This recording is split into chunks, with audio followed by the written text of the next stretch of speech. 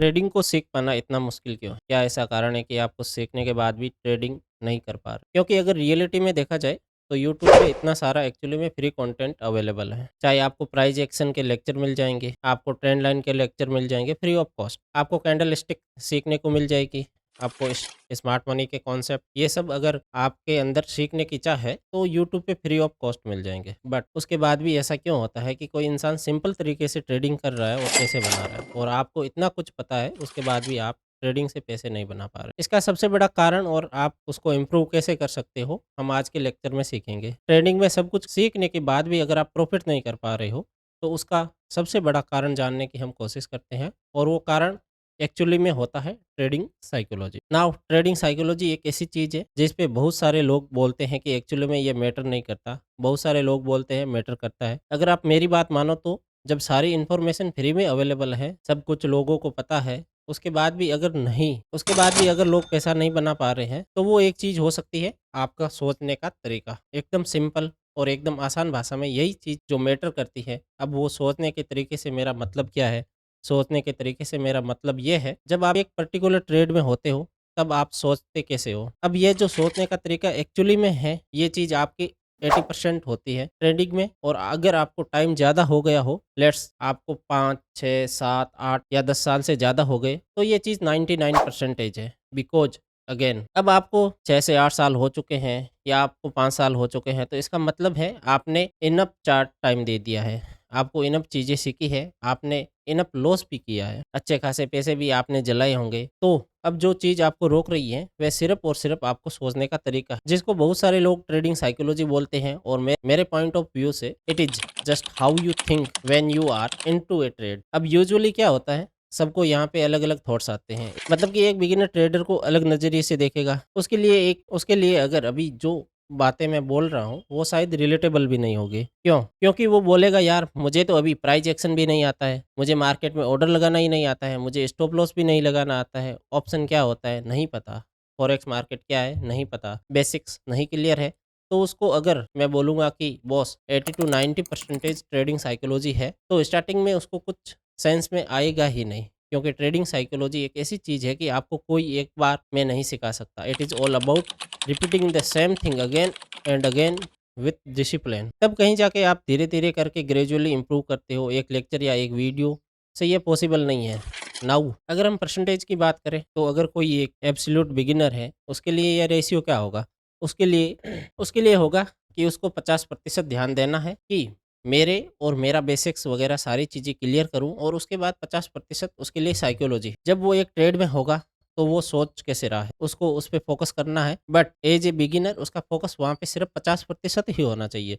जिसको 2-3 साल हो चुके हो मार्केट में, उसके लिए 80% चीज़ है, वो है ट्रेडिंग साइकोलॉजी या वो सोच कैसे रहा है। बाकी का 20% अगर द बेसिक थिंग और जिसको 6-7 साल हो चुके हैं बॉस, 99% आपका माइंडसेट की वजह से ही मात खा रहे हो और ट्रस्ट मी कोई चीज़ नहीं होती। अभी आपने समझा कि सबसे बड़ी चीज़ क्या है। सब कुछ आने के बाद में भी आप क्यों नहीं एक्चुअली में कर पा रहे हो? It's the one thing how you think. अब को कैसे एक्चुअली मेरा मतलब है, क्योंकि अगर आप इसको ब्रेक डाउन करने जाओगे तो हाउ यू थिंक एक ऐसा ट्री है जिसे मल्टीपल ब्रांचेज हैं, उसके अंदर ही बहुत सारे इमोशन एंड थॉट्स हैं। कुछ इन जनरल मैं आपको बताता हूँ कि वो क्या होता है। सबसे पहले जब आप एक पर्टिकुलर ट्रेड में होते हो, तो उस पर्टिकुलर टाइम पे आप फियर में हो या फिर आप न्यूट्रल हो। सबसे पहला जो इमोशन है वो है आपका फियर। अब फियर कब होता है? देखिए, अगर हम ह्यूमन नेचर की बात करें तो हर एक इंसान को पैसे खोने का डर है। चाहे वो बिजनेसमैन हो, अंबानी हो, अडानी हो या क्यों ना कोई भी इंसान हो, वो पैसे खोने से डरता है। वह अपना पैसा नहीं खोना चाहता है। ह्यूमन बिहेवियर या ह्यूमन माइंड के अगेंस्ट में ये चीज़ें हैं और जैसे ही आप ट्रेड में होते हो, तो ट्रेड में पैसा खोना इज़ इनविजिटेबल। आपको पैसा खोना ही पड़ेगा, ये पहला एक्सेप्टेंस है। अब डिपेंड करता है, आप किसी के पास 1 लाख कैपिटल है, उसको बोल दूँ कि आपको 60,000 का लॉस लेना है, दैट इज़ 60%। वो वहाँ पे डर जाएगा, फ़ियर में आ जाएगा। बट अगर किसी के पास में 1 लाख है और उसे बोलो कि 2,000 का लॉस लेना है या 1,000 का लॉस लेना है, तो वो बोलेगा ठीक है, मैं बियर कर सकता हूँ इतना लॉस, कोई प्रॉब्लम नहीं है। Again it different from person to person. किसी के पास लेट से बहुत अच्छी इनकम है और उसके लिए 1 लाख बहुत बड़ी बात नहीं है। तो वो 50,000 का लॉस सहन करने को भी तैयार हैं। और अगर किसी के पास बिल्कुल इनकम नहीं है, तो उसके लिए 1 लाख भी सब कुछ है। वो 2,000 के लॉस में भी डरेगा। सम एग्ज़ाम्पल जो मैं आपको समझाने की कोशिश कर रहा हूँ कि ये बहुत ही डायनामिक है। बट अगर इसको इन शॉर्ट समरी लेके आए, तो समरी ये आएगी कि अगर आपका रिस्क जो भी आप लॉस पहले से प्लान करके चले आ रहे हो, अगर वो आपके मेंटल एक्सेप्टेंस से ज़्यादा है, तो आपको डर लगेगा। That is a very obvious thing. और आपको डर निकालने के लिए जितना हो सके उतना रिस्क कम रखना चाहिए। कितना आसानी से मैंने बोल दिया और कितना आसान है ये सुनना, लेकिन अप्लाई करने में उतना ही डिफ़िकल्ट है। ऐसा क्यों होता है? अनदर रीज़न जो कि फ़ियर के साथ लेके आता है, बताता हूँ। अगर आपके पास 1 लाख ट्रेड करोगे, तो 1,000 का रिस्क लोगे और मान लो आपको 1:4 का टारगेट भी मिल गया। मतलब आपने 1,000 के बदले 4,000 का टारगेट मिल गया और आपके सिर्फ 4,000 बने हैं। अब ये 4,000 आपको बहुत कम लग रहे हैं, क्योंकि 4,000 में क्या ही होता है। अगेन किसी के लिए 4,000 बहुत बड़ा नंबर हो सकता है, किसी के लिए 4,000 कुछ भी नहीं हो सकता है। यूजुअली अगर देखोगे, अगर कोई 1 लाख कैपिटल ट्रेड कर रहा है, तो उसे 4,000 बनाए तो मेबी लगेगा यार ये बहुत कम है।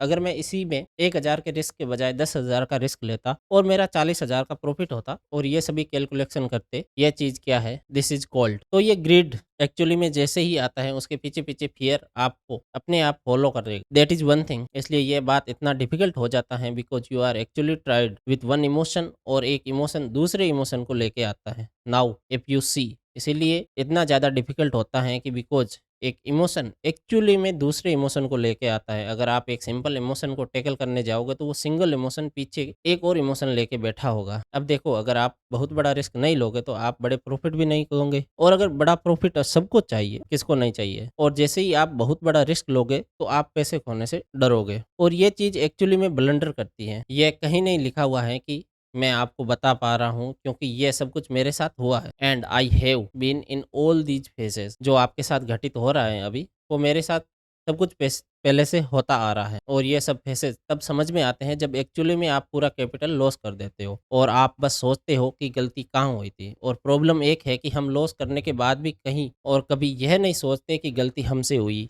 और वो गलती क्या थी? हम निकल जाते हैं और पैसे अरेंज करने के चक्कर में, ताकि हम वो चीज़ रिकवर कर सकें जल्दी से, जो हमारा लॉस हो गया उन्हें।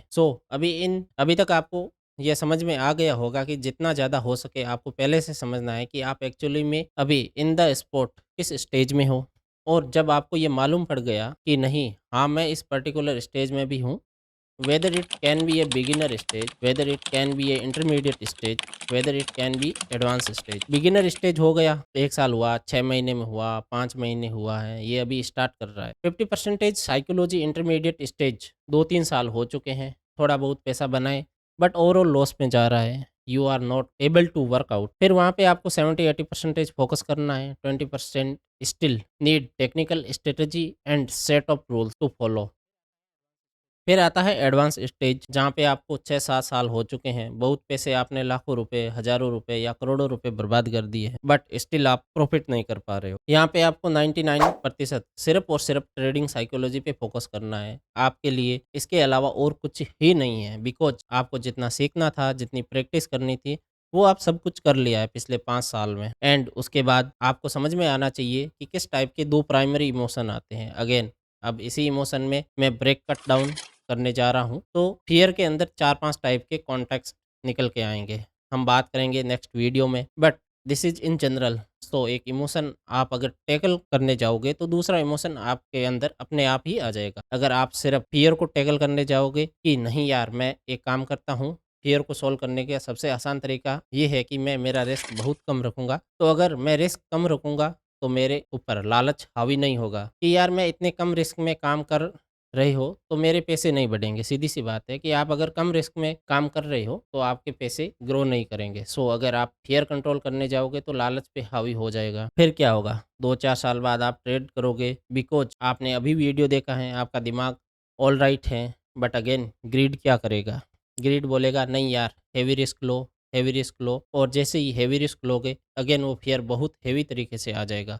Because nobody wants to lose money. अब अगर आप फ़ियर और ग्रीड को समहाउ काबू करने की कोशिश करते हो और समहाउ कर भी लेते हो, आपने फ़ियर कंट्रोल कर लिया है, बॉस मैं कम रिस्क पे काम करूँगा। अपने दिमाग को समझाया कि बॉस लालच नहीं करना है, मुझे जल्दी अमीर नहीं बनना है, मैं धीरे-धीरे करके अमीर बनूँगा। बट सबसे पहला रूल यही है कि मुझे मार्केट में बने रहना है, लॉस नहीं करना है, पैसा तो मैं बना ही लूँगा। अगर अब ये चीज़ें होगी ना, आप इन दोनों को कंट्रोल कर भी लोगे, तो फिर पता है क्या होगा? फिर आएगा इन दोनों चीज़ों के साथ में लेके आने वाली चीज़, वो है फ़ियर ऑफ मिसिंग आउट। क्योंकि अब आपने कहा कि यार मैं रिस्क हेवी नहीं लूँगा, समझा लिया दिमाग को, मैं लालच भी नहीं करूँगा। बट जब आपके सामने चार्ट चल रहा होगा, आप बैठे रहे होंगे, चार्ट देखते रहे होंगे और आपने बोला है ठीक है मैं 1000 का रिस्क लूँगा, वो ट्रेड 1:3 देके चला गया, आपको 3000 का प्रॉफ़िट हो चुका है और आप देख रहे हैं मार्केट में और मार्केट ज़्यादा ऊपर जा रहा है, ऊपर और ऊपर ज़्यादा जा रहा है। 1:4 पहुँच गया, 1:5 पहुँच गया, 1:6 ओह माय गॉड! ऐसे नीचे सर पकड़ के ऊपर देखा वो 1:8 जा चुका है। आप देखते ही देखते अंदर से फ़ॉर्म हो रहा है, now you want to catch on the trade. अब जैसे ही आप वो कैच करने जाओगे, तो एक्चुअली में जो चीज़ कैच करवा रही है, वो आपको ग्रीड करवा रही है, वो लालच करवा रहा है, नहीं यार, मुझे बॉस मुझे जल्दी से पैसे बनाना है। I want to catch the trade, मेरे को छूट जाएगा, मेरे से और मार्केट ऊपर चला जाएगा एंड फिर वो आप उसी जो ट्रायल लूप है, उसी ट्रायल लूप में वापस आ जाओगे। दीज़ 3 थिंग्स आर देयर, जो कि मुझे रियलाइज़ हुआ। अभी मैं आपको बहुत ही सिंपल तरीके से बता रहा हूँ। अगेन हम इसी पे एक इंडिविजुअल फ़ियर, इंडिविजुअल ग्रीड पे, इंडिविजुअल फ़ोमो पे I will be doing another lecture. But this is the biggest reason why you are not able to make money, because same चीज़ मेरे साथ भी हुई है। अगर मैं आज की बात करूँ तो आज मेरा एक चैनल है, जहाँ पे मैं live analysis and I do live trade. वहाँ पे जाकर अगर आप देखोगे तो आज इन दिनों मार्केट में direction wise I was right. जहाँ से शॉर्ट प्लान किया था, वहाँ से मार्केट शॉर्ट गया। जहाँ से लॉन्ग प्लान किया, वहाँ से मार्केट लॉन्ग गया। Students have made some money. YouTube live में जो लोग देख रहे थे, उन्होंने अपने हिसाब से प्लान करके दे सम हाउ मेड मनी। मैंने ट्रेड प्लान करा, एसएल हिट हुआ, उसके बाद मार्केट नीचे गया। मतलब मेरा एसएल हिट करके मार्केट वेंट डाउन। उसके बाद क्या हुआ? नेक्स्ट ट्रेड प्लान करी, बिकॉज़ रिस्क रिवार्ड वहाँ पे नहीं था, तो मैंने एंटर नहीं करा।